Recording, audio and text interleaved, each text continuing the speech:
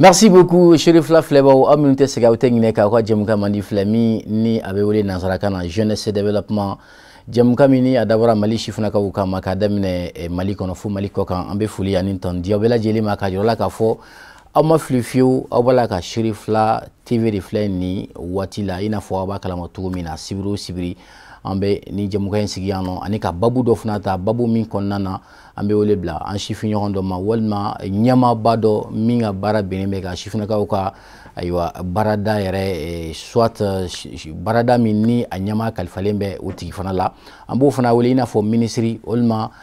directeur wolma mabawerew o de cadre konnana ame nyon surano sibiro sibiri kaseka au babuta ko babu kono kuma fana nyefo au nyana ambo befu dante folimina. Merci de votre constante fidélité. Alors, ni samedina en Kelimeka Babou Minta, quelle opportunité pour les jeunes? Cette opportunité, soit ces opportunités viennent d'où? De l'APCM, l'Assemblée permanente des chambres de métiers du Mali, APCM. Kaseka au Konokmanye Foyana, Anale Nyamabade Nyanfe, ni Oye, Monsieur Mamadou Menkro Traoré, Mali, Boula, Barakela ou Kengeneala, Munbe Baraka ou Bouloula et artisan. Alide Uluka, Nyamabaye, Aya Wuliana Nanga, Wuli Djabi, Amafukaka, Abissimila. Salam alaikum, Monsieur le Président. Wa alaikum salam wa rahmatullahi ta'ala wa barakatuh. En Nisondiali Babe, Chérif La Koumoso Konobi, et Sabla, Ayi Wuli Nanga, Wuli Djabi. Femini a be an yɛrɛ de manga bara kono kosɛbɛ ina fo wati dɔw la to ka ministre fana wele u bɛna plateau in ka yan nɔ ayiwa ina nanga wuli jaabi ni siɲɛ fɔlɔ kana Chérif La Djibrani kɔnɔ nɔ kɛrɛnkɛrɛnnenya la émission jeunesse et développement au plateau kan an b'i fo k'a fɔ ko équipe bisimila plateau ka yan nɔ ayiwa yana ka taa ɲɛfɔlɔ an b'a ɲini an filɛbaw fɛ k'a fɔ ko hali bi hakilina jigila aw bɔra ka jeunesse et développement de lajɛ nin waati la maa min ni a b'an bolokɔrɔ o de ye Mamadou Menkro Traoré. Aïwa, Monsieur le Président, on va faire rapidement, Monsieur Mamadou Menkro Traoré, je sais que Ibenyama la amena kosobe mema, il sait qu'à donner faut y aller quand même tout mine bekan fleur ou qui donne fana. Ok, Alagambe ça va. Amina Rabi. Ne to Mamadou Menkro Traoré. Nyere bola barakalay. Me ministre de ke. D'accord. Donc entreprise et ma métier. Entreprise Mamadou Menkro Traoré. Mais Boulibana, nga yoroflina me amdala ima secret fait. Voilà. Donc nous commune 3 chambres de métier de chambre de métier présent le non sera sans fait. D'accord. Ka vote ka assemblée permanente des chambres de métier présent élu. Donc à la oni mo fana kalfama. D'accord. Très bien.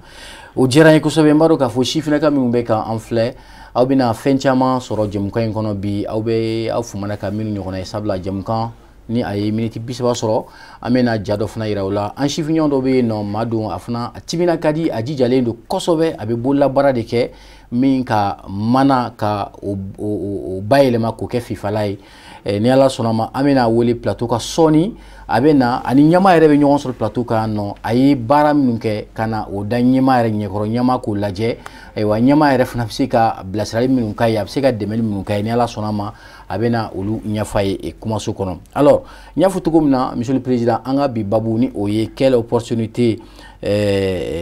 pour les jeunes venant de l'Assemblée permanente des chambres de métiers du Mali ni oye Mali bolla barakela oka djekulu ba mini obeno ede o nyama baye. Alors mafika don APCM mere muye folo asigira chuku jumena kabini sanyume abe no. Assemblée permanente des chambres de métiers du Mali APCM. Oye Mali bolla barakela oka sobadi. Ma fo tomba ngo soba. Soba ouais. Okoro tomba ani tomfitino ani artisan individuel. Bebe nyon sora. Bebe nyon sora kono. Abina fo chambre de commerce, abina fo chambre d'agriculture, abina fo conseil malien des chidans ou nous baye. D'accord. Chambre consulaire. Ou ka asigira le 24 juin 2001. 2001. Voilà. Donc mandat folo mo borain en mandature flanana. Donc maintenant aka mission yemuye. Assemblée permanente des chambres de métiers de Bola Barakala B représenté, une chambre de métiers B de représenté, une organisation professionnelle B de représenté auprès des pouvoirs publics. Au Corémie, vous avez intérêts généraux. D'accord. Vous avez fait un héros, vous avez fait un cadeau. Vous avez fait une femme au Coran. Vous avez fait un malasi. Vous avez fait un robe jiginoé. Donc, vous avez fait un barafala. Donc, la mission, vous avez chambre de métiers laɲiniw synthèse kɛ ka n'a fɔ duguma chambre de métier de bɛ kuma Mali bololabaarakɛla bɛɛ tɔgɔ la i ka circonscription na. C'est ça. Donc ni i bɛ Kayi président bɛ kuma Kayi tɔgɔ la Kulukoro bɛ kuma Kulukoro mais n'olu bɛɛ nana u bɛ jɛ ka kuma don ɲɛmɔgɔ kelen wɛrɛ ma o tigi fo fana ka kɛ président de ye o tɛ kɛ organisation professionnelle ɲɛmɔgɔ kan ka kɛ chambre dɔ président ye donc ni vote kɛra k'o désigner bɛɛ ka synthèse bɛ kɛ o de bɛ taa Mali bololabaarakɛla bɛɛ kan parce que olu ka kuma mana ta kelen kelen a bɛ jate ko bɛɛ de ta taara voilà n'o bɛɛ farala ɲɔgɔn kan o de bɛ yɛlɛ o de ye APCM ka fɛn ye mais baara in kɔnɔ n'i y'a lajɛ o ye sanfɛ kuma ye APCM sigilen bɛ cogoya di duguma chambre de métier bɛ commune ni cercle la région na conférence régionale bɛ yen nationale la assemblée permanente des chambres de métier bɛ yen n'i ye Bamako ta sa chambre 6 bɛ Bamako 6 communes kɔnɔ olu bɛ fara ɲɔgɔn kan ka conférence kelen dilan Bamako pour que olu kelen kelen bɛɛ tɛ se ka kuma gouverneur fɛ mais min bɛ région na o bɛ kuma o 6 tɔgɔ la n'u taara national la président fana bɛɛ tɛna kuma président de la République fɛ bɛɛ b'a fara ɲɔgɔn kan APCM bɛ kuma u bɛɛ tɔgɔ la. D'accord, o de APCM yɛrɛ ye. D'accord, je crois que si Funeka min fana bɛ k'an filɛ u b'a dɔn k'a fɔ n'i ko ko Mali bololabaarakɛlaw bɛɛ u ka soba aw bɛ Mali bololabaarakɛlaw bɛɛ de tɔgɔ la yen nɔ nka peut-être question dɔ fana bɛna mɔgɔw kunna k'a dɔn n'a ma ɲɛ k'a fɔ ko soba bɛ yen Mali bololabaarakɛlaw bɛɛ tɔgɔ la ayiwa o bololabaarakɛla ninnu olu ka kan ka a lasɔrɔ cogo jumɛn na ayiwa a b'u dɛmɛ cogo jumɛn na ainsi de suite. C'est vrai sani i ka ɲininkali kuma laban fɛ i ko an ka baara fana ye mun ye. C'est ça. An ka mission kun ye ka an ka mission fɔlɔ de ye ka répertoire tenu ka artisan identifier ka tila ka répertorier ni an tilara répertorier la an kan ka formation organisée denmisɛnninw ye apprentissage la. D'accord. On est chargé d'organiser l'apprentissage dans le secteur donc on bɛ apprentissage organisé an bɛ formation fana favoriser o kɔrɔ di an ka maître minnu bɛ an ka formation ɲini ka d'olu ma o kɔrɔ département dɔ chargé le bɛ formation na mais an b'a favoriser de anw yɛrɛ t'a kɛ mais apprentissage la an b'o kɛ maintenant an bɛ formation favoriser an ka baarakɛlaw ye an ka compagnons ani an ka apprentis ani an ka salariés n'o bɔra yen an bɛ foire ni salon organiser n'o bɔra yen an bɛ moyen kɛ min b'a to minɛnw bɛ nɔgɔya artisans ma i n'a fɔ ka stand de centrale d'achat dɔw créer matière première bɛ se ka nɔgɔya cogoya min na donc o n'a ɲɔgɔnna caman caman caman. D'accord. Maintenant a bɛ lasɔrɔ cogoya di i ka question filanan ye. C'est ça. o ye i bɛ commune min na i bɛ to chambre de métier la n'i ka carte d'identité bɛ wolo sɛbɛn donc u bɛ wuli ka taa sɛgɛsɛgɛli kɛ ka taa lajɛ est ce que Sidibe bololabaarakɛla ye wa est ce que a yɛrɛ bolo b'a la est ce que a yɛrɛ bolo bɛ se wa commission répertoire bɛ wuli ka t'o sɛgɛsɛgɛli kɛ n'o ye jaabi di k'a fɔ k'a ka ɲi o bɛ yamaruya di président ma k'a fɔ i bɛ se ka carte di nin tigi ma anw y'a sɛgɛsɛgɛ apprenti don ou bien compagnon don ou bien maître artisan don. D'accord. O b'a kɛ mais ni texte kɔrɔ de mais code kura nana ni modèle kura ye an ma s'o ma fɔlɔ mais an bɛn'o ɲɛfɔ ɲɛfɛ. Très bien ni Ala sɔnna ma alors i ko k'a ka baara ye fɛn min nka n'i ko ko bololabaarakɛla maaw b'a fɔ ko fɛn fɛn bɛ tali kɛ bolo kan i n'a fɔ kalali samarakala mais i bɛ se ka spécifiquement i bɛ se ka a ɲɛfɔ an ye concrètement qu'est-ce que ce travail là. Très bonne question également bololabaarakɛla ye activité artisanale bɛ yen bololabaarakɛla bɛ yen secteur yɛrɛ activité artisanale ye mun ye selinkɛla dilannikɛla bayɛlɛmalikɛla lagalagalikɛla peut-être n b'a tubabukan fɔ ka tila ka bamanankan fɔ caman bɛ fɛn sɔrɔ on dit que est considéré comme activité artisanale toute activité d'extraction, de production ou de transformation, de prestation de services à l'exclusion de toute activité agricole, de pêche, de transport ou d'achat ou de revente ou spécifiquement intellectuelle. Peut être exercée par une personne physique et se faire aider par des outils, mais c'est le travail manuel qui doit prédominer. Nin kɔrɔ ye mun ye bamanankan na n y'a f'i ɲɛna ko dilanni seni fɔlɔ extraction ye senikɛla ye dilannikɛla bayɛlɛmalikɛla lagalagalikɛla mécanicien ni fɛn réparation voilà nin bɛɛ de don fɔ sɛnɛ fɔ transport fɔ jago voilà mais i fɛn fɛn bɛ nin baara ninnu na o bɛɛ de bolo. Donc c'est un vaste secteur. A ko toutefois yɔrɔ ni définition la k'a ko a k'a sɔrɔ i ye baara in kalan ka s'a la kosɛbɛ ka sɔrɔ ka exercer mais a ko toutefois métier dɔw bɛ olu fana bɛ jate bolola baara ye. C'est ça. I n'a fɔ taxi bolila. tant que compagnie de transport tɛ. bolifɛn sen 2 fo ka taa se sen 3 fo sen 4 ma. nin bɛɛ ye bolola baarakɛla ye. hali kulun bɛ boli ji kan. mɔgɔ bɛ doni min ta école la. pusu-pusuni tigi katakatani tigi nin bɛɛ bɛ jate bolola baara ye. donc o bɛɛ bɛ ɲɔgɔn sɔrɔ aw ka soba in kɔnɔna na. o bɛɛ bɛ ɲɔgɔn sɔrɔ yen. o bɛɛ bɛ ɲɔgɔn sɔrɔ métier fo métier 500 ni kɔ. d'accord donc n'i y'a faamu aw bɛ mɔgɔ degi aw bɛ mɔgɔ bolo dun hali ni mɔgɔ formelen fana sera aw ma. aw bɛ dɔ fara i ka kalan kan. aw bɛ dɔ fara a ka kalan fana kan. très bien mais o bɛ kɛ cogo jumɛn na fo ka na se accompagnement yɔrɔ la. dugumala la n y'a f'i ɲɛna chambre de métier bɛ yen. organisation professionnelle a b'a fɔ minnu ma association. donc olu de bɛ duguma. olu de ka surun métier la. métier bɛ fara ɲɔgɔn kan kulu ye. n'i ye mécanicien ta sisan. olu ka kulu bɛ yen. olu bɛ fara mɔgɔ mɔgɔ bɛ métier mécanicien kɛ ani min ka surun a la. métier connexe ou apparenté. n'olu fɛn fɛn bɔlen bɛ ɲɔgɔn fɛ. d'accord minnu ka ko tɛ taa ɲɔgɔn kɔ. olu bɛ kɛ tɔn ye. d'accord olu bɛ jɛ k'u ka besoin exprimer. k'a fɔ bi an bɛ nin tile min na bi mobili tɛ réparer tuguni ni malɛti tɛ. d'accord an b'a fɛ ka kalan malɛti dilan cogo la. a utiliser cogo la. malɛti bɛ don mobili la k'a diagnostic ka défaut bɛɛ yira. o tigi ka o bɛ kɛ cogoya di. olu b'o de ɲini k'o dɔn n'olu y'o dɔn u b'o exprimer i ka commune na. commune b'a la yɛlɛ région na région b'a yɛlɛ national la. mais ni région tɛ yɔrɔ min na ni conférence ma sigi yɔrɔ min na o b'a la yɛlɛ directement APCM na. donc an b'a fɔ commune 1 y'a ɲini 2 y'a ɲini 3 y'a ɲini donc 1 ni 2 ka fara ɲɔgɔn olu bɛ taa kɛ nin yɔrɔ la nin don na. a bɛ kɛ ten de. d'accord donc je crois que aw ka mission a fanga ka bon kosɛbɛ hadamadenya yɛrɛ kɔnɔna na nka n'i y'a jateminɛ kɛrɛnkɛrɛnnenya la maa minnu concernelen don aw ka mission na kosɛbɛ o ye an sifinnakaw ye. alors maintenant comment orienter ces jeunes vers votre secteur? bon jeune orienteli ye wajibi ye. parce que métier avenir bɛ jeunesse de bolo. i ye métier n'i y'a mɛn ko apprenti ye jeune de. c'est ça. bon compagnon caman fana ye jeune ye. donc maître artisan domaine dɔw la olu bɛ ka fɛn quoi donc jeunes de b'a kɔnɔ. n'u yɛrɛ faiblesse min senti. d'accord u b'o exprimer. mais u bɛ orienter cogoya di o fana ye dugumala kelen de ye. n'i bɛ baara la ni tɔgɔ sɛbɛnnen tɛ a fɔlɔ de i ka t'i tɔgɔ sɛbɛn gafe la. i ka sigida chambre de métier la k'i lakodɔn. n'i y'i tɔgɔ sɛbɛn Kidal wuladen na wuladen kelen na anw b'a ye base de données na mɔgɔ kelen don na. a tɔgɔ n'a jamu a ye kalan jumɛn kɛ a ka niveau o statistique bɛɛ bɛ d'aw ma parce que i bɛ fiche d'identification min rempli ɲininkali bɛɛ b'a kɔnɔ. donc mɔgɔ o mɔgɔ mana i tɔgɔ sɛbɛn à la même minute base de données principale an b'o ye national la. i y'a kɛ Kayi i y'a kɛ Kidal i y'a kɛ jamana yɔrɔ o yɔrɔ automatiquement a bɛ afficher base de données la. donc o de kosɔn machine kelen bɛ statistique di. c'est ça. k'a fɔ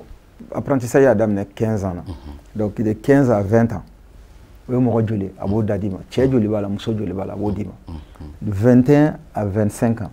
a b'o mɔgɔ d'i ma a cɛ n'a muso n'a denmisɛnnin n'a âge a b'o bɛɛ di hali a taux de mortalité a b'a f'i ɲɛna. répertoire bɛ nin bɛɛ d'i ma. donc anw ɲɛ b'a bɛɛ la mais an y'a ye mun b'a dominer kosɛbɛ encore une fois de plus c'est la jeunesse. jeunesse jeune de ka ca. parce que munna i b'o explication b'o fana na. métier caman bɛ yen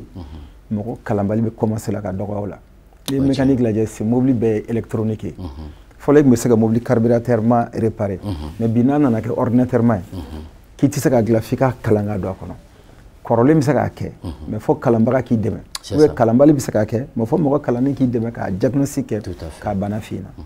donc jeunesse ni mɔgɔ kalannen ko bɛ k'u sɔn ka bonya don nata la métier la kosɛbɛ a daminɛna ka ban dɛ. d'accord n'i ma dɔɔni kalan ou bien i si ka se hakɛ dɔ ma i tɛ se k'a kɛ. d'accord. Voilà. Très bien. Alors, hali bi an bɛ to o quadra kɔnɔna na sabula e de ye k'a daminɛ Bamako fo Kidal Kayi e de ye Mali bololabaarakɛlaw bɛɛ ka ɲɛmaa ye. donc chose qui vraiment qui est très très importante n'a y'i sɔrɔ an ka se ka ɲininkali caman k'i kunna parce que la sifinnaka caman sigilen bɛ télé kɔrɔ peut-être k'a lajɛ u b'a fɔ nin bololabaarakɛla ne dun bɛ se n ka bololabaara la ne bɛ samarakala kɛ ne bɛ peut-être ne bɛ sɛnɛ kɛ ou bien ne bɛ baara wɛrɛ kɛ. alors ne bɛ nin ko kɛ cogo jumɛn na pour que ne yɛrɛ ka se ka don APCM na APCM bɛ se ka ne dɛmɛ cogo jumɛn na aw b'u dɛmɛ cogo jumɛn na o la parce que là comme on le dit mɔgɔ caman bɛ yen nɔ u ma kalan nka baara kanu b'u la i n'a fɔ exemple frappant dɔ b'an bolo wulada in na an bɛna o fana yira i la kɛnɛ kan yan nɔ maa don a ma kalan amata école la nga ay min kalan ka don ni o ya ka baara o kanu fana bala nga unna ɲɔgɔnna nunu yala awolu accompagner cogo jumɛn na o de y'anw ka jɔyɔrɔ belebeleba ye parce que ni bɛɛ ka dɔɔnin kɛ o de ye laɲini ye wa n'i bɛ dɔɔnin kɛ o dɔɔninya ka k'i la a kalan n'a kodɔn ka k'i la a kɔlɔlɔ kana se mɔgɔw ma parce que ni i jɔra métier la n'i ye métier négligé métier kɔlɔlɔ ni Ala k'an kisi n'a wulila i b'i yɛrɛ fɛnɛ tamasere kelen ta furufuru yirana filɛ quartier kɔnɔ i t'a jate mais Ala k'an kisi ni nɔgɔ bɛ fɛn dɔ y'a ka fɛn sɔrɔ a bɛ se ka bɛɛ bana a sanbaga bɛɛ bana c'est vrai donc o kan ka jate de parce que o ye santé publique n'a bɛ jamafɛn feere dumuni kan ka minɛnw kan ka saniya dumuni kan ka saniya donc kunkɔfɛla filɛ mɔgɔ min bɛ tondeuse kɛ kun na n'a ta ka baara dɔ ka machine nettoyer régulièrement ka alcool kɛ ka fɛnw faga a bɛ se ka kaba dɔ bɛɛ kun na mais kalan ni minnu bɛ yira association ni ɲɛmɔgɔw fɛ o de b'a to donc anw ka mission régulièrement ka kalan di denmisɛnninw ma u ka métier in dɔn sani ka to sigiyɔrɔ kelen fana na on dit que sani ka to sigiyɔrɔ kelen na kalo kelen bɛ se ka métier dɔ kalan kalo saba bɛ se ka dɔ kalan san kelen bɛ se ka dɔ kalan donc i b'o la kalan hali dɔw bɛ don a la hali n'u i m'o kalan a jateminɛ école mana bila dɔrɔn denmisɛnnin dɔw bɛ yala samara siri la u bɛ yala yala u bɛ nɛgɛnin gosi ka samara siri jɔn y'o kalan finman b'i sen na n bɛ finman k'i ka samara la jɛman b'i sen na n bɛ jɛman k'a la u b'u dayirimɛ sɔrɔ bon o n'a ɲɔgɔnna caman bayɛlɛmalikɛlaw musow filɛ o so kɔnɔ o k'u tɛ fɛn na mais il suffit que tile kelen dɔrɔn i kana u kalan fini dilancogo ni juga dilancogo ni tigadɛgɛw ni fɛnw u b'u balo sɔrɔ cogo dɔ donc secteur de don min baara sɔrɔ ka di min kalan ka nɔgɔn samiya makɔnɔ t'a la samiya kalo saba kalo naani a tɔ i b'i sigi mais san wagati bɛɛ bɛ se ka min kɛ o ye bololabaara ye donc ale de bɛ possibilité di bɛɛ ma ka kalan kɛ ka fɛn d'i ma i ka fɛn sɔrɔ ekɔliden minnu bɛ tila kalan na a caman na e k'a lajɛ bi coiffeur salon de coiffure joli bɛ yen a ka ca i bɛ taa sɔrɔ a caman bɔra ENA na ENI ni école la tout simplement sani u ka to sigiyɔrɔ kelen na u bɛ tondeuse ni fɛn dɔ ɲini soit u bɛ wuli ka taa faamaw kun kɔfɛ so soit u bɛ na minnu sɔrɔ o sigiyɔrɔ la u b'u kun kɔfɛ u b'u balo sɔrɔ ka muso furu ka du jɔ n'a ye ka fɛn bɛɛ kɛ donc a bɛ opportunité caman de di chez nous ma k'u bɔ sigiyɔrɔ kelen na bon chômage t'anw fɛ yen n'i bɛ se ka baara la de bouche à oreille mɔgɔw b'a fɔ ɲɔgɔn ɲɛna ka taa de voilà d'accord donc je crois que i ye fɛn caman fɔ min bɛ tali kɛ secteur in yɛrɛ kan a n'a a nafa mais n b'a fɛ k'a dɔn peut-être an ye dɔɔnin fɔ comment dirais-je a caractéristique la ani fɛɛrɛ minnu kan ka tigɛ min b'a to ka sifinnakaw dɛmɛ baara kɔnɔna na nka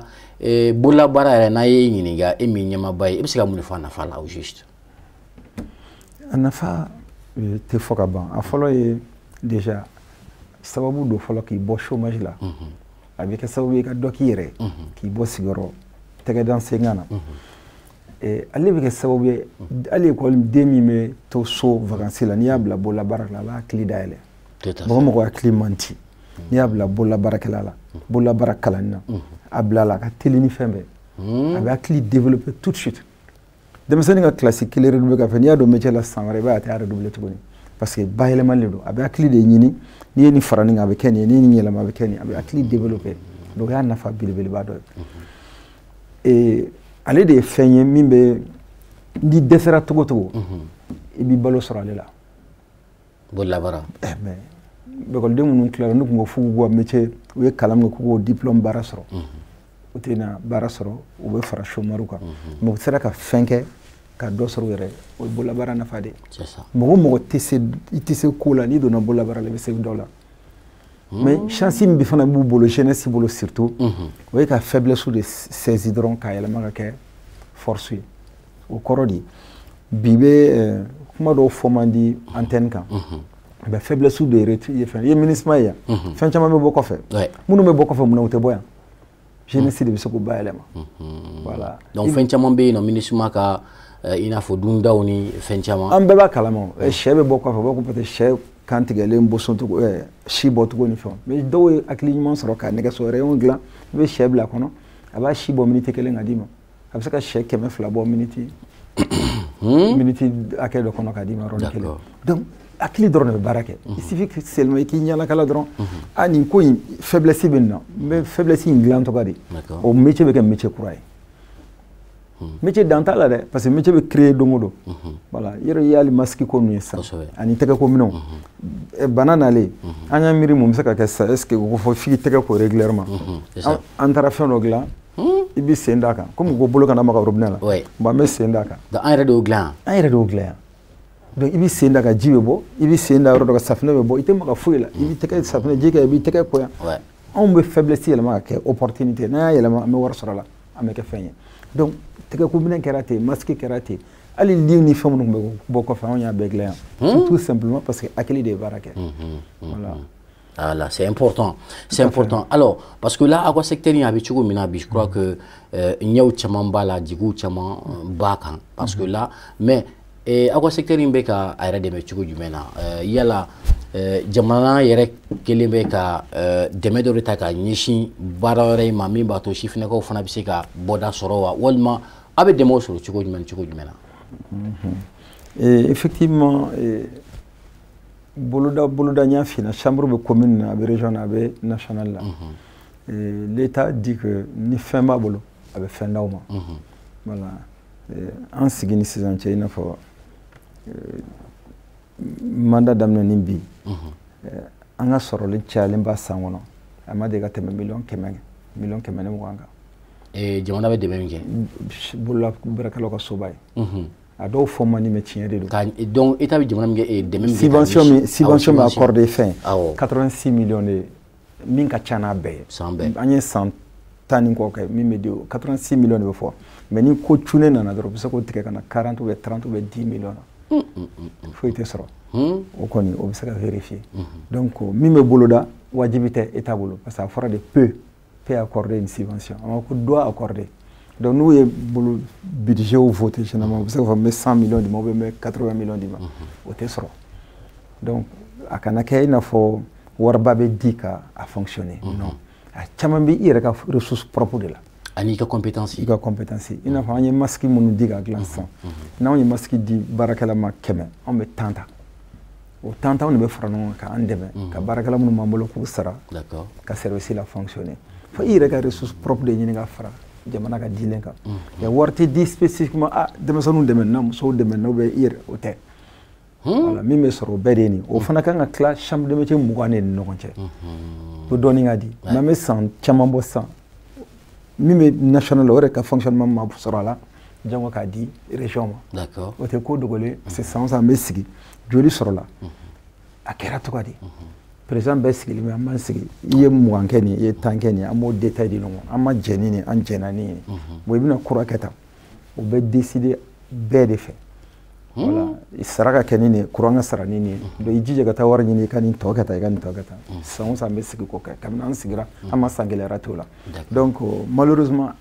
hakilina minnu b'an na o moyen t'an bolo o nafolo t'an bolo sinon hakilina caman b'an na mais Dieu merci an bɛ salon min organiser n'o ye Siama ye salon international de l'artisanat du Mali ni État ka dɛmɛ tɛ o tɛ se ka kɛ voilà an b'o min kɛ san o san 2 ans chaque 2 ans an bɛ 3 éditions an bɛna 4e kɛ État bɛ dɛmɛ de kɛ l'État apporte 270 millions a bɛ yɔrɔ louer 70 millions ka 200 millions kɛ ka musaka tɔw bɛɛ kɛ bon dɛmɛ jɛkulu tɔw bɛ na I n'a fɔ Orange Mali an b'o fɔ chambre de commerce olu de b'an dɛmɛ k'a tɔ dafa sinon région bɛ bɔ ka na u ka musaka presque u bɛɛ bɛ ta an fɛ pour que salon fɔlɔ ka se ka kɛ il fallait ka stand taw ye fu ka courant sara ka mobile taw ye État de bɛ dɛmɛ kɛ pour hali u ka transport n'u nali n'u ka musaka a bɛɛ bɛ taa État fɛ o de bɛ dévi fɛn cɛ mais ni salon nana lakodɔn k'a bonya sisan salon kan ka se ka yɛrɛ ta bon n'i ko bi gɛlɛya kɔnɔ mɔgɔ min bɛ bɔ Minaka ni Tombouctou pour ka stand kelen sa 100 bɛ 270 o tɛ se a tɛ se n'i ko I b'o kɛ n'i ma farati salon bɛ kɛ jamati na la donc sans l'État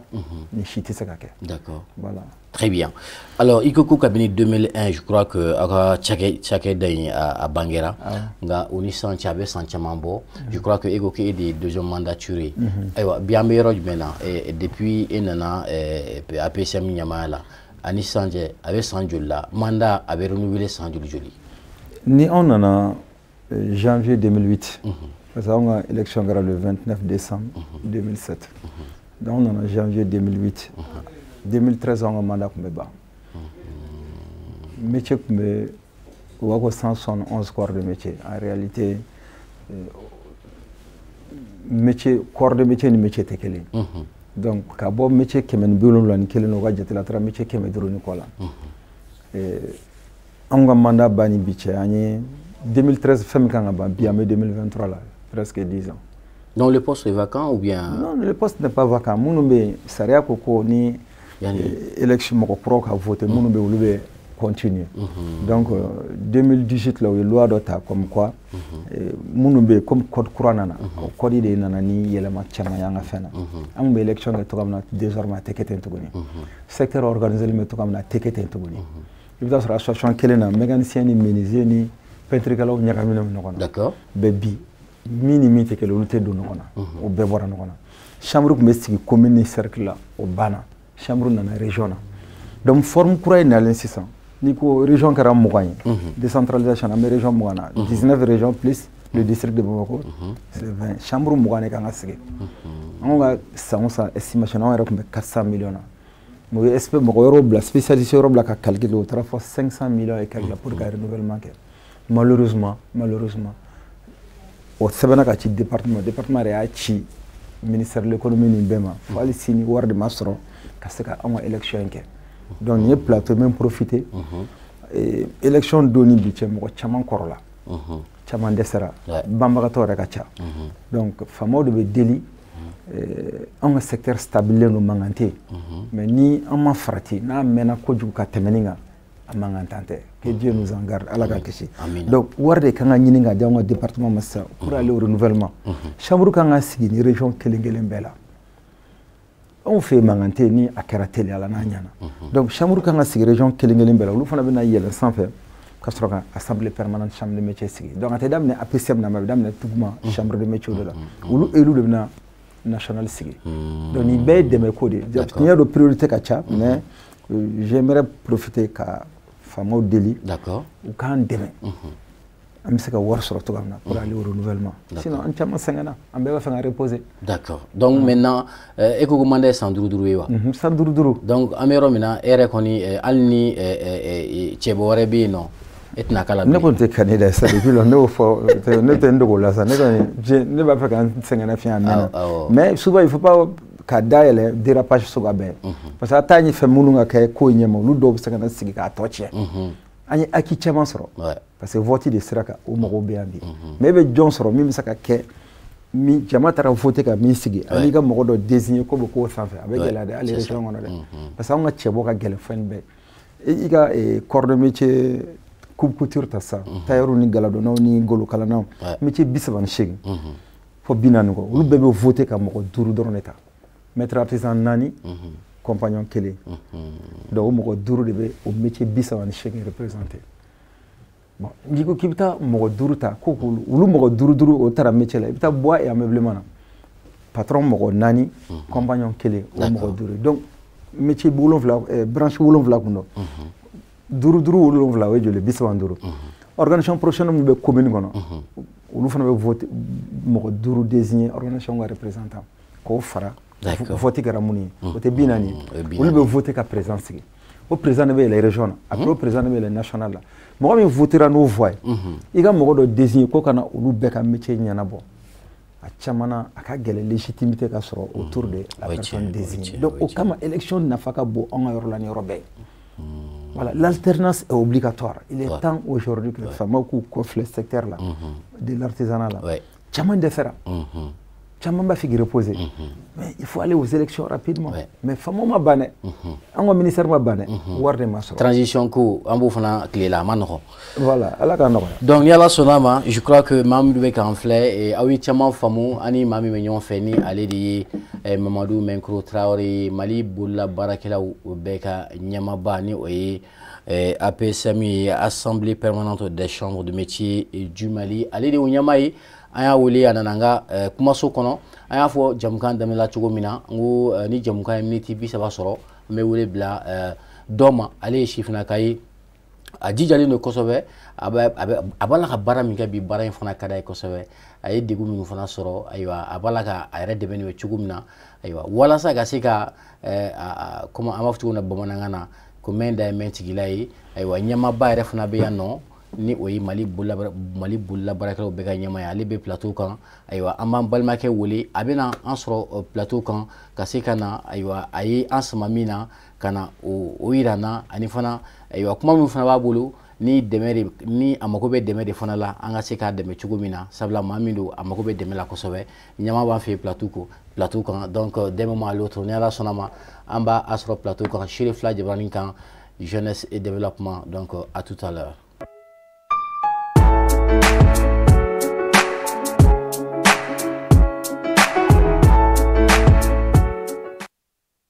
Plus facile quoi. Ah ouais? Voilà donc ni an sigintɔla ye kana jɛmukan parti filanan na ni o ye a deuxième partie i n'a fɔ an y'a fɔ an na cogo min na jɛmukan daminɛ la an kan ka an sifiɲɔgɔn dɔ bisimila plateau ka yan nɔ ale ye maa ye ni a bɔra fo Kɔnɔbugu a y'a an ka émission na ko mɛn a ko ko a fana b'a fɛ ka na plateau kan sabula maa min don a bɛ k'a yɛrɛ dɛmɛ n ko n'a y'a sɔrɔ ni o bɛ ten cogo la parce que an ye Mali bololabaarakɛlaw bɛɛ ka ɲɛmaa wele n ko a ka kan ani o ka ɲɔgɔn sɔrɔ plateau kan u ka ɲɔgɔn ye comme a fana ye bololabaarakɛla ye ka se ka hakilinaw falen o de kadira kɔnɔna na ni Ala sɔnna ma sɔɔni an bɛna an balimakɛ jansa ayiwa an ka ayiwa plateau ba in kan sisan monsieur le président donc je crois que avec votre permission an b'an balimakɛ wele ka na a plateau kan monsieur Dramane Boiré a ka an sɔrɔ plateau kan yan sisan voilà donc a bɔra fo yɔrɔ jan fo Segu mara la fo Kɔnɔbugu Dramane Boiré Dramane Boiré kori basi t'i la ça va alhamdulillah e ma kelen bi dɛ bi ni sɔgɔli bi kosɛbɛ monsieur le président je crois que ni ye fokaban ye a yɛrɛ bɛ cogo min na o b'a yɛrɛ k'a fɔ baara in kanu b'a la kosɛbɛ d'accord kori basi t'i la donc a diyara ye i nana an ka weleli jaabi je crois que i fana ye bololabaarakɛla ye ayiwa yanni an ka taa ɲɛ fɔlɔ Dramane Boiré ye jɔn ye yanni an ka kuma di ɲɛmaa ma aw ka ɲɔgɔn masala dɔɔni. ok alhamdulilayi n bɛ Ala fo k'Ala barikada ne tɔgɔ ye Dramane Boiré ne ka dugu tɔgɔ ye Ŋama ni ko Ŋama sokala ko Ŋama wɛrɛ an bɛ Ngara commune na Segu région na mais bi n sigi bɛ Kɔnɔbugu ka sababu kɛ fifala ni sakiw dilali n'Ala ka jɛn ye donc e bɛ kalali de kɛ tɛgɛ la o tɛ ouais ne bɛ kalali de kɛ d'accord ayiwa i bɔra fo Kɔnɔbugu kana an sɔrɔ Moribabugu la yan nɔ Chérif Fila kɔnɔ yan nɔ nka i y'an sama mun de la ayiwa alhamdulilayi n kɔni nana sama kunkurunin bɛ n bolo n nana olu di komi i y'a fɔ ko an ka président yɛrɛ bi yan bololabaarakɛlaw tɔgɔ la donc n sera ka fɛn fitinin dɔ dilan a kana jɔ an na quoi donc a filɛ nin n ye nin de dilan ale ye avec la caméra monsieur le président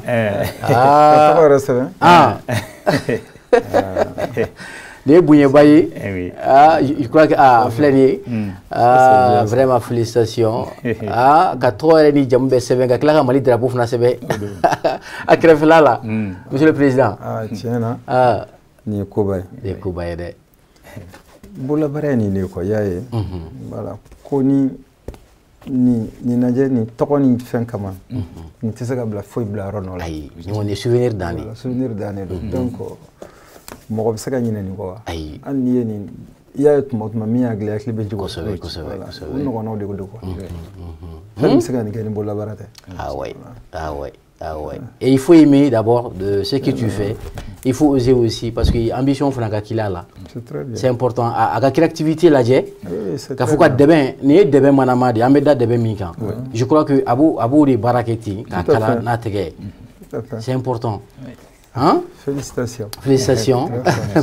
Merci beaucoup. Je crois que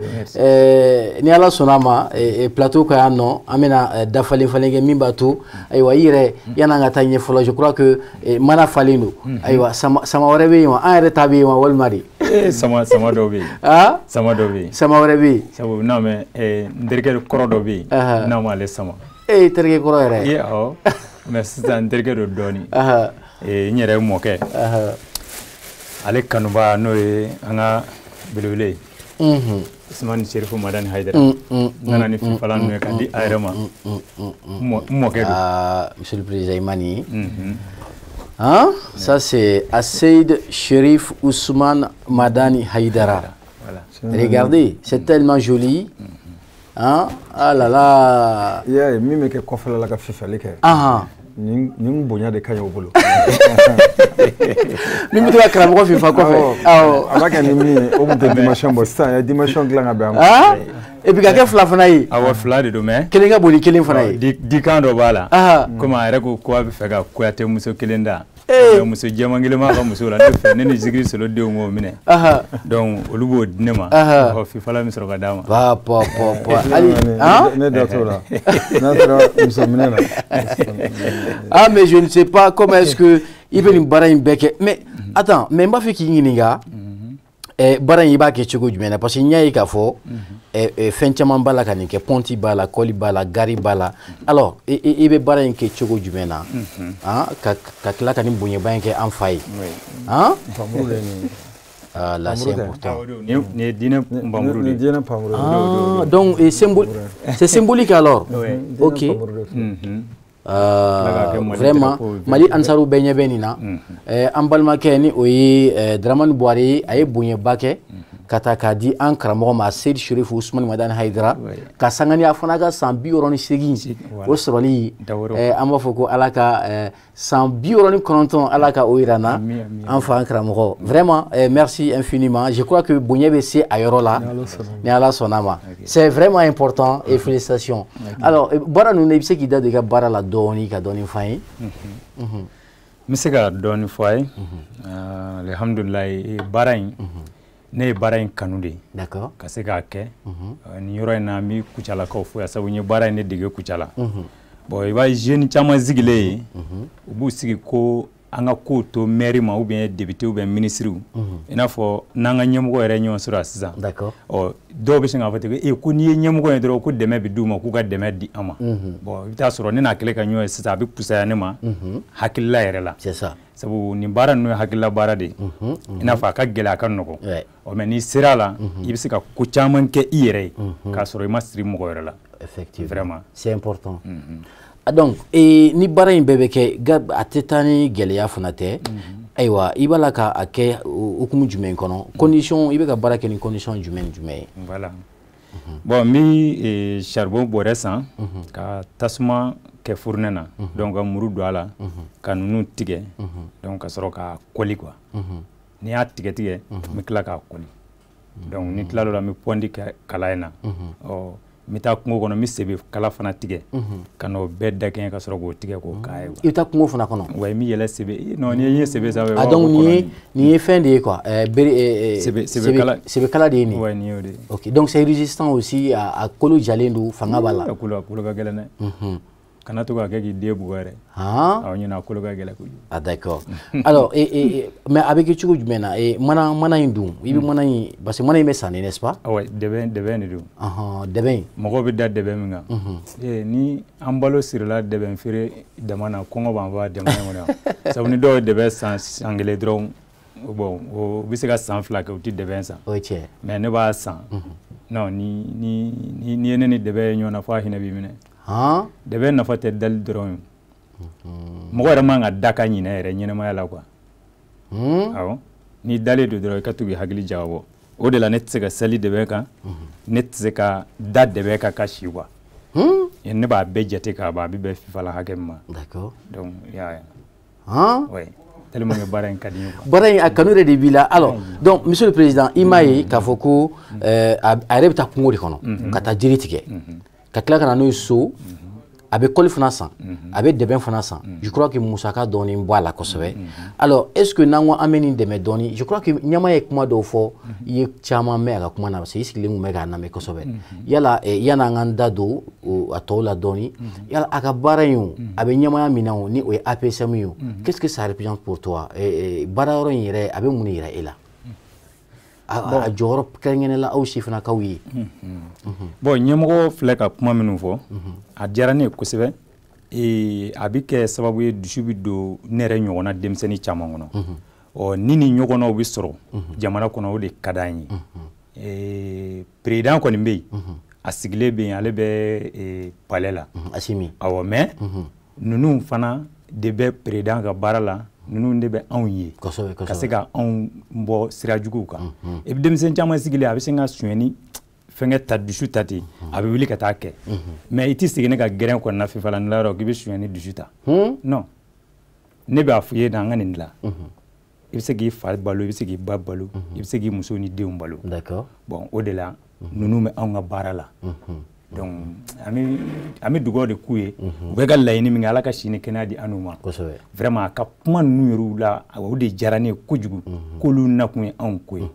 mais an yɛrɛ fana k'a dɔn maa dɔ nakun ye anw ko ye an kana an sigi k'a lajɛ an ka gɛrɛ a la ne yɛrɛ ye chance sɔrɔ bi ne n'a ka ɲɔgɔn sɔrɔ yan vraiment o yɛrɛ o kɔni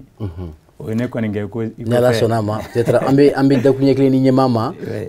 impression min b'a la i ka nin bololabaara in i bɛ k'a kɛ condition min kɔnɔna na je crois que a yɛrɛ peut-être kuma dɔ b'a bolo k'a fɔ i ɲɛna hali n'a kɛra félicitation de ye walima dɛmɛ tɛ k'a fɔ ko hɔn dɔrɔn ye nka dɛmɛ bɛ se ka na sira wɛrɛ fɛ a bɛ se ka na cogo wɛrɛ la alors ɲɛma nin baara in bɛɛ a ye min kɛ bi ayiwa ni min mun yira e yɛrɛ fana la nisɔndiya jumɛn b'e la n bɛ Dramane Bɔrɛ fo a tɔgɔ in bɛ miiri jigin baarakɛ ɲɔgɔn dɔ la ni min mɛnna baara la ɲɔgɔn fɛ kosɛbɛ Dramane Bɔrɛ u tɔgɔ ni jamu bɛɛ ye ɲɔgɔn sɔrɔ a ye san caman kɛ ka bololabaara mɔgɔw dɛmɛ kosɛbɛ dugu ma fɔ sanfɛ an b'a fo nin kɛnɛ kan Dramane Bɔrɛ a tɔgɔma yɛrɛ fo Dramane Bɔrɛ nin ko in bɛ fɛn dɔ de yira n b'a f'i ɲɛna tuma bɛɛ kunkolo mana don ta kama kunkolo in Ala y'a d'a ma a ma di don ta kama a y'a la baara de a dira k'i k'a la baara de mais a y'a la baara a ye ko caman kɛ n'a kun ye bazin di n b'o di n dɔgɔkɛ ma n b'o di madame ma fifalan tɛ se ka di mɔgɔ ayi o tɛ se ka di mɔgɔ ma sɛbɛnni tɛ tunu et puis dulonnan fana b'a la nin bɛɛ de don min ye kunkolo ye nafa dɔ de ye nin kunkolo de bɛ baara kɛ nin bɛna n'a ta ye fɛnbatigi bɛna n'a ta ye i b'a fɔ ko fɛn fitinin ye nin ye nin tɛ fitinin ye dɛ nin tɛ tunu nin tɛ bɔ mɔgɔ kɔnɔ mais belebeleba bɛ se ka tunu a bɛ bɔ i kɔnɔ nin tɛ bɔ mɔgɔ kɔnɔ tant que nin ma tiɲɛ donc kunkolo min kɛra ka baara in kɛ ka hakiliw ye o kunkolo kelen de bɛ ko dilan hali ni ye jamana ɲɛmɔgɔ natɔ ye nin bɛ miiri sisan n bɛ se ka mun kɛ ka bɛn jamanatigi bonyani ma n tɛ geste fitinin dɛ ne belebeleba de vraiment a diyara n ye Ala k'i kɛnɛ to Ala k'i ka baara in taa ɲɛ parce que a kanu bɛ dusukun na i ka kɛ référence ye ko tɛ a kɔrɔ de don jeune joli sigilen bɛ k'a filɛ n'o b'a miiri ko n fana bɛ se ka ko dɔ kɛ min tɛ nin ka mana yɛlɛma ka dɛbɛn yɛlɛma ka a kɛ fɛn dɔ ye mais malheureusement an ka baara in gɛlɛya yɔrɔ min baarakɛla tɛ balo bololabaarakɛla tɛ balo a ka sɛgɛn na c'est ça c'est important n bɛ dɛbɛn da sisan ni a taara fana a taara sɛbɛ kala ta ka manaw san ka fɛn kɛ bon min bɛ taa ala sɛbɛ fura fana dan n'a tilara nin bɛɛ la n'a k'i ma ko 100 di b'a ko a to 20 na a to 30 la muso b'a bolo den b'a bolo a bɛ balo cogoya di donc client kan k'u hakili to baarakɛla kan ka balo a ka fɛn a bɛ heure joli kɛ nin dilanni na a kan ka balo a wɔsi la a kan ka balo a wɔsi la bon n'i ma encouragé fo k'a to ka a fɔ o da ka gɛlɛn e bɛ suna ta min san ye industrie de y'a kɛ a bɛ ba yirika de bɔ ɲɔgɔn fɛ da foyi t'o la e n'i ye ba yirika dilan n'i y'o feere hali 40 20 problème mais n'i ye heure joli kɛ ka nin dilan a ye wagati joli kɛ kungo kɔnɔ ni saw bɛ ɲɔgɔn na ka kalan ɲini ka ŋɔnu cɛci ka na n'a k'i ma ko 100 b'aw ka tɔn 40 o de k'a lajɛ minɛ il faut i ka baarakɛla encouragé a ka balo a ka sɛgɛn na tuma bɛɛ b'aw k'aw ka fɛnw ka gɛlɛn a ka gɛlɛn mais u tɛ sɛgɛn lajɛ effectivement donc et puis la qualité également non qualité lajɛ kɛ yɔrɔ mun tora kɔ a kolo ka gɛlɛn a tɛ fɛn nin de ye fɛn sinon fɛn wɛrɛw bɛ sɔrɔ ɲɛ b'a la cogoya min na nin kɔni a ye miiri a ye nin de kɛ mais n t'a ka fɛn tɔw dɔn mais i b'a sɔrɔ nin ye ko caman miiri ka sɔrɔ nin tɛ a y'u dilan mɔgɔ t'a dɔn n'an bɛ ko don min na gɛlɛya tuma tɛ ni touriste ka nali wagati don nin tɛ chômé parce que olu minnu ɲɛnakala fɛn ni fitininw de minnu bɛ se ka bila valise kɔnɔ ka taa bon ɲɛ b'a la n ka baara porteur i bɛ nin bila saki kɔnɔ ou bien valise kɔnɔ fɔ jamana wɛrɛ a bɛ mun place a tɛ place ta a tɛ poids ta donc i bɛ siran min ka k'a ye dɛ an bɛ gɛlɛya min kɔnɔ ala k'an bɔ a kɔnɔ n'an bɔra kɔnɔ n'i tora ka nin fɛnw dilan ani fɛn wɛrɛw dilan souvenir de Kɔnɔbugu Sosisi ko Jene ni Tɔnbukutu bɛ cogoya min na a tɛ chômé quoi voilà i bɛna balo yɛrɛ ka sɔrɔ la ka kɛ yɔrɔ la i bɛ lakodɔn yɔrɔ min na i bɛ ye yɔrɔ min na i bɛ lasɔrɔ cogoya min na a ka ca ala fɛ i tɛ fɛn donc ni baara o baara bɛ nin domaine kan i b'i jija sisan ladilikan min fɛ i k'i tɔgɔ sɛbɛn carte la dɔw bɛ fɛ k'i ye k'i dɔn n'a fɔra ne k'i ka yɔrɔ yira alors que n'i tɔgɔ ta carte la siɲɛ kelen il suffit que anw ka don machine kɔnɔ an ka sɛbɛn dɔrɔn Dramane Bɔrɛ Buguni Kɔnɔbugu voilà i bɛ ye quoi vannier i bɛ se ka taa vannier fɛ métier vannier fɛ donc tout de suite i bɛ yɔrɔnin kelen hali mɔgɔ min mago tɛ k'a fɛ n'a donna dɔrɔn ko Vani Dramane Bɔrɛ a b'i ye quoi tɔgɔ sɛbɛnni de b'o bɛɛ se mɔgɔ ma dès que tɔgɔ mana sɛbɛn dɔrɔn i bɛ ye o réseau kan kɔrɔ tout à fait donc ala k'i ka baara ta amina yarabi amina yarabi je crois que nin bɛɛ ye belebele ye k'a fɔ ko i ni ɲɛma ka ɲɔgɔn sɔrɔ plateau kan u ka duwawu caman kɛ ka nisɔndiya sɔrɔ je crois que bɛɛ t'o chance fana sɔrɔ kosɛbɛ donc an bɛ ɲɛma fo o la nka Dramane Bɔrɛ bi bi in na difficulté jumɛn bɛ e yɛrɛ la i ka baara in kɔnɔna la gɛlɛyaw jumɛn de b'i dala i ka baara in kɔnɔna la sisan kɔni da sera yiri ma vraiment gɛlɛya caman bɛ ne kan baara in na bi yɛrɛ an filɛ yɔrɔ min sisan hali ni ye ne wele sisan ni ye 10,000,000 ni ne ma sisan n bɛ taa don dɛbɛn na non n tɛ se n'a ye so n bɛ passe juru ta ka taa n'a ye i bɛ taa usine na a bɛ taa bɛn a la n bɛ taa usine na an bɛ bɛn a na bon n'i ye 1,000,000 fana di yan sisan ne yɛrɛ n'i y'o di ne ma sisan non a bɛ kɛ ne ɲɛna kalo ye 1,000,000 san kelen bɛ yɛlɛma yɔrɔ o yɔrɔ non minnu bɛ tɛmɛ dɔ bɛ daji to ne kun na ko n tɛ kɛ fɛn in na n bɛ tila k'olu de kɛ fɛn in yɛrɛ kɛtɔ fɛn ye dɛmɛ baara in na oui sabu ni fɛn t'i kun jamana in na hali n'i ye métier dɔn i bɛ sɛgɛn kojugu sabu ni denbaya b'i bolo ne yɛrɛ filɛ nin ne kelen n badenw na cɛman de ye tɔw ye musoman ye bɔ olu bɛɛ bɛ balo ne na ne fa fatura ala ka hinɛ a la amina yarabi bon ne yɛrɛ ka du ye ne yɛrɛ ye o la dɔrɔn charge ka ca voilà charge ka bon y'a ye ni i ye 20,000 sɔrɔ sisan i bɛ taa sɔrɔ 40,000 kungo b'i la mais i bɛ taa sɔrɔ anw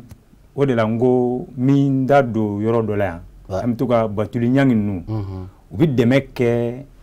nka mɛ a ka di ne ye u ka to ka bololabaarakɛlaw ta hali n'u ye maa 100 ta wallahi n'u y'olu ta ka 1,000,000 d'an bɛɛ ma u k'u sigi k'an lajɛ an bɛ dugawu min k'u ye wallahi a tɛ bɛn sabu anw bɛɛ ye fantanden de ye ɲɛma bɛ yan nɔ an bɛ maa ɲɛnamaw bɛ sɔrɔ cogo min na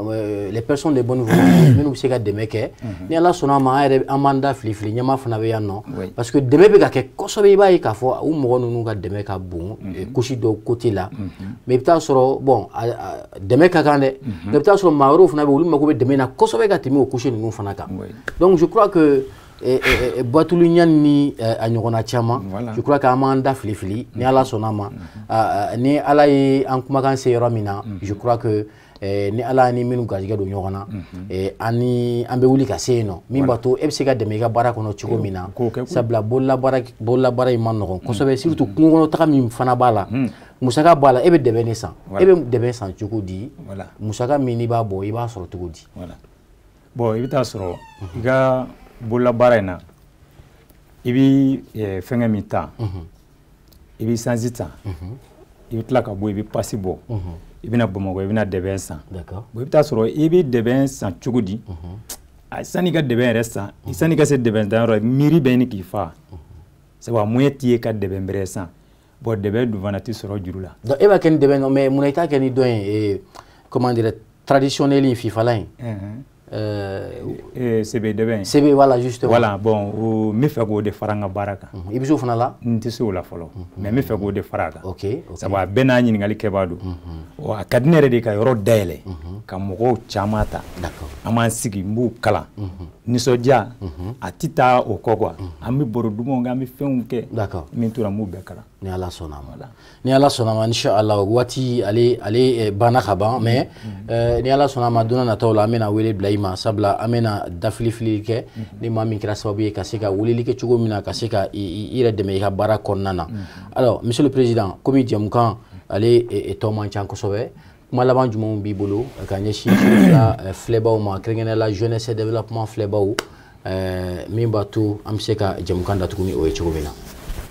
sani ka kuncɛli ko kuma fɔ n bɛ hali fɔlɔ n bɛ balimakɛ fo a ye kuma min fɔ bon a bɛ ji kɔrɔkɔrɔ mɔgɔ kan na justement parce que kuma dɔ la a bɛ mɔgɔw ɲɛna ko min taara bololabaara la kaban k'o ye o kɛra fɛn ye caman taara u t'a fɛ ka suyɛni kɛ u t'a fɛ ka delili kɛ u donna baara la mais u mago bɛ matière première dɔrɔn na u mago bɛ fonds de roulement dɔrɔn na u tɛ mɔgɔ si sɔrɔ a dɔw dun dusu ka bɔ delili ma wagati kɛlen bɛ cogoya min na bi i ka kɛnɛ nin na k'i kɛ dɛsɛbagatɔ ye ka sɔrɔ i ka kɛnɛ nin na n'i taara maison na i b'o tiɲɛ de i bɛ taa sɔrɔ yirimɔgɔnin bɔla sigilen bɛ tubabu tɛna ka san ale dun bɛ se yirimɔgɔ ni baara dɔrɔn de la a y'o dɔrɔn de kalan san 20 san 30 a sigilen bɛ bi mɔgɔ si t'a san o bɛ kɛ delikɛla ye ka sɔrɔ a ka kɛnɛ na ka sɔrɔ a yɛrɛ sagona ko tɛ donc fifalanci a bɛ ka nin de fɔ fo niwuruma dɔrɔn de b'ale jɛ ka baara kɛ donc an tɛ delikɛla ye mais ni mɔgɔ min n'i ye nin dɛmɛ a bɛ kɛ sababu ye ka mɔgɔ wɛrɛw de kalan c'est pour contribuer au développement oui au développement ale kelen bɛ se ka mɔgɔ joli ta k'o kalan paranti joli bɛ k'a da fɛ n'a ye wari min sɔrɔ a bɛ se ka mairie ka wari sara ka impôt ka wari sara donc wari min munumunu yan de mɔgɔ joli bɛ bɔ fantanya la donc i ka hakilina in ka ɲi je pense que a lamɛnbagaw mana ye hakili an bɛ dugawu kɛ ala ka sababu ɲuman k'an ye donc kuma kuncɛ la n bɛ wele bila bololabaarakɛlaw ma tuguni ka t'u tɔgɔ sɛbɛn c'est ça APCM na chambre de métier la parce que APCM est national mais i bɛ sigida min na i bɛ t'i ka o chambre de métier la ka t'i tɔgɔ sɛbɛn nafa caman fɛn fɛn bɛ sɔrɔ bololabaara la i t'a si sɔrɔ ni carte tɛ kalan n'o bɛ d'i ma bololabaara carte ka sɔrɔ i bolo jamana ye dɛmɛ minnu don covid ko ni fɛnw na a dira minnu ma o y'a sɔrɔ carte de fɛ donc i bɛ t'i ta fɔri la ni carte tɛ kalan an ye fɛn fɛn fɔ kalan ko diɲɛlatigɛ nafa o nafa carte de b'i lakodɔn fɔlɔ donc salon an ka salon dɔ bɛ yen salon de l'artisanat nin kɛnɛ kɛ i bɛ jija i ka ye an bɛ n'i wele voilà parce que n'an lamina numéro ta i ka produit dɔw dilan ka innovation dɔ kɛ ka bɛn salon ma ministre ni fɛnw min y'i sɔrɔ kɛnɛ kan ka bonyamasegin k'i ye o kɛnɛ kan donc siyama bɛ kɛ du 23 au 3 décembre 23 novembre au 3 décembre kalo 5 b'an n'a cɛ donc ni ala sɔnna an b'i invité ka na i bɛ n ka numéro ta n yɛrɛ bɛ ka numéro ta voilà donc ça c'est très bonne nouvelle tamasire de don denmisɛnninw kun ɲamada hali n'i bɛ fɛn ni fitinin dɔ dilan min b'i lakodɔn créativité dɔrɔn ka innovation kɛ ka ni sigi tɛ k'i bolo dɔ b'a apprécier bien sûr dɔ bɛ taa fɔ kɔnɔbugu k'a bɛ se ka tɛgɛlanko la a b'a fɔ non yan fɛn jumɛn bɛ sɔrɔ ka san n ye nin sɔrɔ nin diya o ka san yɔrɔ souvenir kama o de labileli y'o de laɲini y'o de ok donc an ma lamɛnbagaw fo k'a fɔ bololabaara kuma tɛ fɔ ka ban mais an kɔni bɛ solution sɔrɔ gɛlɛya bɛɛ la n'i y'anw dɛmɛ n'i ye baara d'anw ma sisan mɔgɔ artisan kelen ma i bɛ kɛ sababu ye a ka ouvrier la baara o bɛ paranti dɔ kalan o bɛ wari min sɔrɔ wari de bɛ kɛ ka communauté o wagati o lamini mɔgɔw o wari bɛ munumunu de cɛ donc i ye dɔ bɔ fantanya la effectivement ala ka baara ta ɲɛ amina rabi ala k'an kama amina merci ala ka jamana suma ya rabi amina merci monsieur le président alors merci beaucoup Boiry a diyara n ye i yɛrɛ ye kuma caman mɛn sisan ayiwa bonya caman kɛra kɛnɛ kan ɲɛmaa ko ni ala sɔnna a ma a fana se min a b'o kɛ i dɛmɛli la n y'o fɛ n ko wari ko tɛ nka maa bɛ se ka maa dɛmɛ fɛn wɛrɛ la min tɛ wari ye ayiwa an filɛbɔ aw min fana ɲɛbala nin waati la Chérifla Jabaranin sanfɛ an b'a fɔ ko émission jeunesse développement an b'a sponsori yan nɔ yanni sibiri wɛrɛ cɛ nka an y'a fɔ cogo min na an ni bololabaarakɛlaw ka ɲɛmaaba an n'ale de tun bɛ ɲɔgɔn fɛ ni o ye ayiwa monsieur Mamadou Menkuru Traoré président de l'Assemblée permanente des chambres de métiers du Mali APCM an y'a wele a nana n ka weleli jaabi disponibilité in o yɛrɛ de diyara an ye kosɛbɛ sabula an bɛ to k'a fɔ kuma bɛɛ an bɛ émission min na ni o ye Mali sifinnakaw ka émission ye a ka kan ani Mali ɲɛmɔgɔw fana ka to ka ɲɔgɔn ye vis-à-vis u fana ka a dɔn an bɛ gɛlɛya min kɔnɔ sifinnakaw ka gɛlɛya ye fɛn min k'o fana ta ka a yira u la ɲɛmaa i yɛrɛ ye gɛlɛyaw ye i y'a ye k'a fɔ sifinnakaw bɛ yen baara ka d'u ye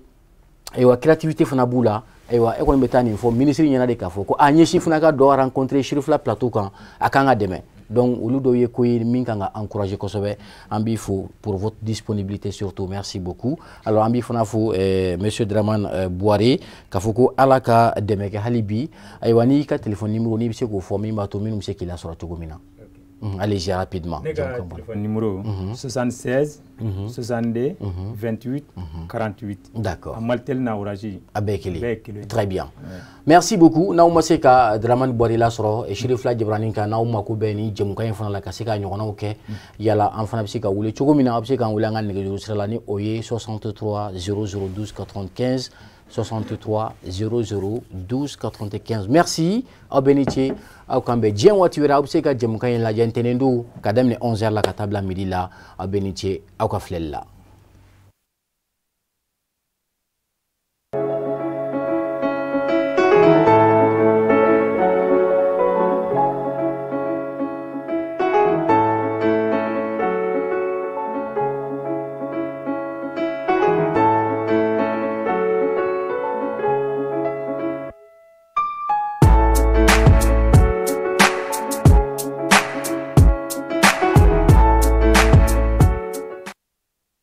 plus facile quoi. Ah